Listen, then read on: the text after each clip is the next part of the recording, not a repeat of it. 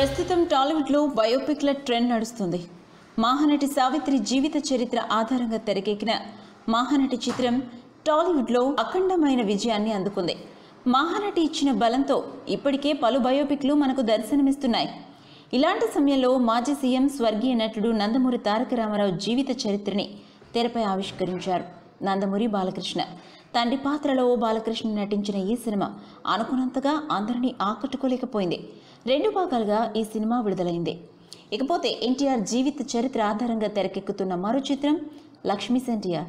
ఈ చిత్రాన్ని టాలీవుడ్ సంచలన దర్శకుడు రామ్ గోపాల్ వర్మ తెరకెక్కిస్తున్నాడు. ప్రస్తుతం ఈ సినిమా షూటింగ్ పూర్తి చేసుకుని విడుదలవ్వడానికి సిద్ధంగా ఉంది.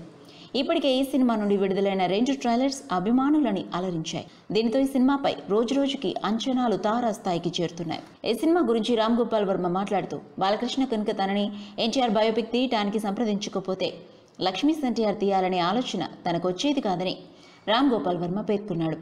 ఎన్టీఆర్ బయోపిక్లో లక్ష్మీ పార్వతి ఎపిసోడ్ ఉండాలని తాను చెప్పానని, దానికి బాలకృష్ణ ఇష్టపడలేదని, ఓ విధంగా లక్ష్మీ ఎన్టీఆర్ రూపొందటానికి బాలయ్య కారణం కనుక ఈ చిత్రాన్ని ఆయనకి అంకితం ఇస్తున్నానని చెప్పాడు. ఇకపోతే ఇప్పటికే ఎన్టీఆర్ బయోపిక్ దారుణమైన డిజాస్టర్ అవడంతో బాలయ్య అభిమానులు కుమ్మిలిపోతున్నారు. ఇప్పుడు లక్ష్మీ ఎన్టీఆర్లో వర్మ ఏ విధంగా బాలయ్యను చూపిస్తాడో అనే ఆందోళనలోనూ ఉన్నారు. అయితే చిత్ర వర్గాల నుండి తెలుస్తున్న ప్రకారం ఈ చిత్రంలో బాలకృష్ణని విలన్గా చూపించలేదని, తండ్రిని అర్థం చేసుకున్న కొడుకుగా, ఆయన ఆవేదన తెలిసిన వాడిగా చూపించాడని తెలుస్తుంది.